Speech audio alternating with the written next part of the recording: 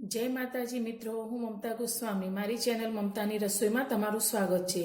आज आपणे बनावशुं शियाळामां खास बनतुं गाजरनुं अथाणुं। आ अथाणुं एक वर्ष सुधी बिलकुल बगड़े नहीं अने सारूं रहे आखुं वर्ष, ते रीते आपणे आजे अथाणुं बनावशुं। तो तेना माटे मैं अत्यारे वजन में 700 ग्राम गाजर लीधा छे, जेने मैं सारी रीते धोई अने चोख्खा करी लीधा छे। तो हवे आपणे आ गाजर ने कट करीशुं। तो अत्यारे मैं आ रीते गाजर लांबा लीधा छे, तो तेने आपणे आ रीते 4 भाग में कट करीशुं अने वच्चेथी आ रीते कट करीशुं। तो गाजरनी वच्चे जे आ पीळो बीजनो भाग आवे छे तेने आपणे दूर करी लईशुं। आ रीते तेने काढी लईशुं अने आमांथी पण आपणे थोड़ीक पातळा टुकड़ा थाय ते रीते कट करीशुं। आ रीते आपणे कट करवाना छे।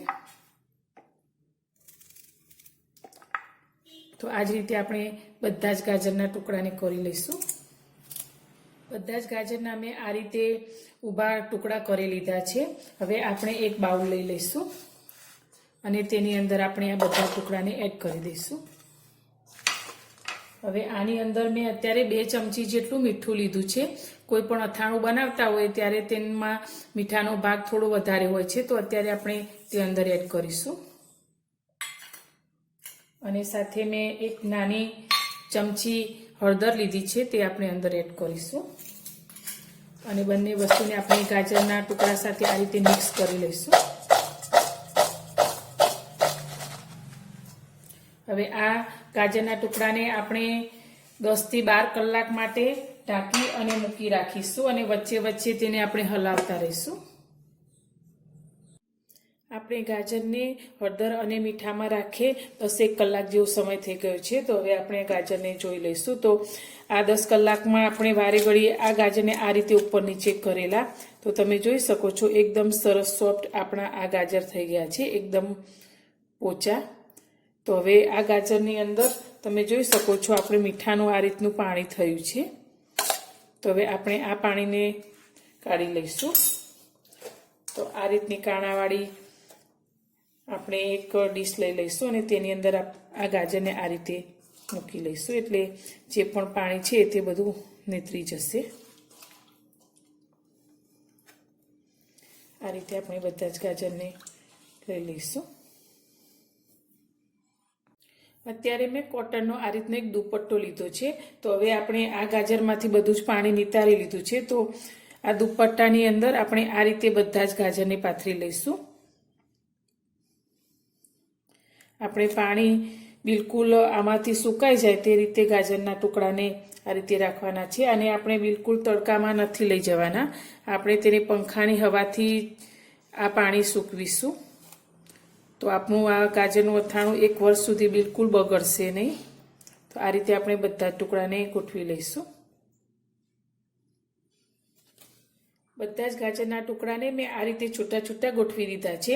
હવે આ ગાજરના ટુકડામાંથી બધું જ પાણી શોષાઈ ન જાય ત્યાં સુધી આપણે આ ટુકડાને આ રીતે ખુલ્લા જ રહેવા દઈશું અને બને તો પંખાની હવામાં રાખીશું, જેથી જલ્દી તેનું પાણી શોષાઈ જાય। તો લગભગ 1-8 કલાક જેવું આપણે આને આ રીતે સૂકવવા દઈશું, પછી આપણે તેની અંદર મસાલા કરીશું।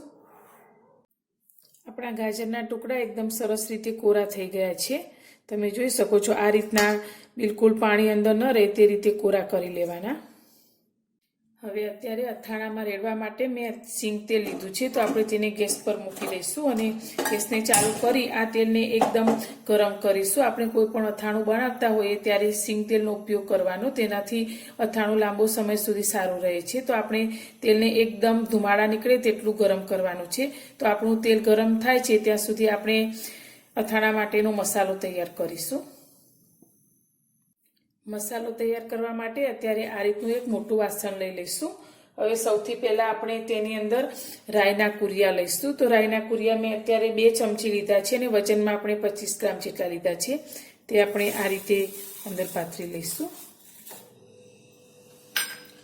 સાથે મેં ધાણાના કુરિયા લીધા છે, તે પણ આપણે 25 ગ્રામ જેટલા લીધા છે। તમને જે કુરિયા વધારે પસંદ હોય તે તમે તમારા ટેસ્ટ પ્રમાણે વધારે લઈ શકો છો। સાથે આપણે મેથીના કુરિયા લીધા છે 1 ચમચી જેટલા, તે પણ આપણે આની અંદર લઈ લઈશું। સાથે મેં વરિયાળી લીધી છે 1 ચમચી. આનાથી અથાણાનો ટેસ્ટ એકદમ સરસ આવે છે. આપણે 1 ચમચી જેટલું મીઠું એડ કરીશું. મીઠું આપણે ગાજરમાં પહેલાં પણ લીધું હતું, તો અત્યારે આપણે 1 નાની ચમચી જેટલું મીઠું એડ કરીશું. સાથે મેં 3-4 કાળા મરી અને લવિંગ લીધા છે, તે આપણે આની અંદર લઈ લઈશું. અને 1 ચમચી નાની આપણે હિંગ લીધી છે. હિંગ કોઈ પણ અથાણામાં હિંગનો ટેસ્ટ એકદમ સરસ વધારે આવે છે, તો આપણે હિંગ એડ કરીશું. હવે આપણું તેલ પણ ગરમ થઈ ગયું છે, તો તેને આપણે થોડુંક ઠંડુ થવા દઈશું. આપણું તેલ ગરમ વધારે કર્યું અને થોડું ઠંડુ કરી લીધું છે, તો હવે તેને આપણે આ કુરિયાની અંદર એડ કરીશું. તો આપણે બધું તેલ અત્યારે એડ નથી કરવાનું, આપણે અડધું તેલ એડ કરીશું અને મસાલાને આ રીતે ગરમ તેલમાં મિક્સ કરીશું, જેથી આપણા મસાલા સારી રીતે તેલની અંદર ચડી જશે, જરા પણ કાચા નહીં રહે. બરાબર બધું જ મિક્સ કરી લઈશું. આપણે મરચું અત્યારે એડ નથી કર્યું, કારણ કે આપણે ગરમ તેલમાં મરચું એડ કરીશું તો મરચું આપણું દાજી જશે, તો મરચું આપણે પાછળથી એડ કરીશું. તો આ રીતે મસાલાને સારી રીતે મિક્સ કરી લઈશું. તો આ રીતે મસાલાને તેલમાં મિક્સ કરવાથી એકદમ સરસ સુગંધ આવવા લાગી છે.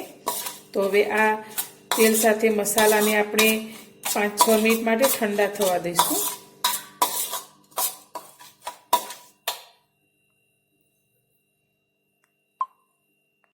આપણા તેલ સાથેના મસાલા ઠંડા થઈ ગયા છે, તો હવે આની અંદર આપણે મરચું એડ કરીશું. તો અત્યારે મેં મીડિયમ તીખું લાલ મરચું લીધું છે, 1 મોટી ચમચી જેટલું, તે આપણે તેની અંદર એડ કરીશું. તમે જો ઓછું તીખું પસંદ કરતા હો તો તમે કશ્મીરી લાલ મરચું પણ લઈ શકો છો. અને સાથે મેં અત્યારે 1 લીંબુ લીધું છે, તો 1 લીંબુનો રસ આપણે આની અંદર લઈ લઈશું. આનાથી આપણું અથાણું લાંબો સમય સુધી બિલકુલ બગડશે નહીં અને ટેસ્ટમાં પણ એકદમ સરસ લાગશે. તો આ રીતે આપણે અંદર લીંબુનો રસ નીચોવી લઈશું.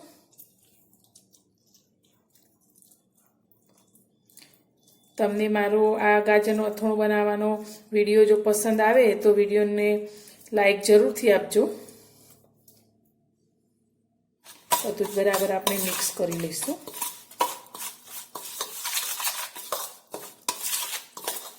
આપણે અત્યારે હળદર એડ નથી કરી, કારણ કે આપણે ગાજરમાં પહેલાં પણ હળદર એડ કરી હતી. તો એકલું મરચું આપણે એડ કરીને આ રીતે બધું બરાબર મિક્સ કરી લઈશું. હવે આપણે જે ગાજરના ટુકડા લીધા છે તે આની અંદર એડ કરી દઈશું. બધું સરસ રીતે મિક્સ કરી લઈશું. હવે આપણે જે બાકીનું તેલ રાખ્યું છે તેને પણ આપણે આની અંદર એડ કરી દઈશું.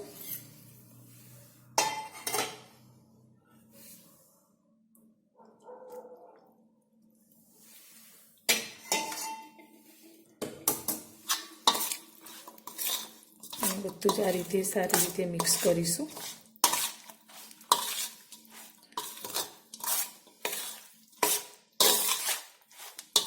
આપણું આ અથાણું 1 વર્ષ સુધી બિલકુલ બગડતું નથી અને એકદમ સરસ ટેસ્ટી જ આપણું આ અથાણું લાગે છે. આ અથાણાની સાથે તમે રોટલી ખાશો તો તમારે બીજા શાકની પણ જરૂર નહીં પડે, તેટલું ટેસ્ટી આપણું આ અથાણું તૈયાર થાય છે. તો તમે પણ આ રીતે આ શિયાળાની ઋતુમાં અથાણું આ રીતે બનાવી શકો છો. આપણે ગાજર અને મસાલાને સારી રીતે મિક્સ કરી લીધા છે. તો હવે આપણે આ અથાણાને એક કાચની એરટાઇટ બરણીમાં ભરી અને 1 વર્ષ સુધી સ્ટોર કરી શકીએ છીએ.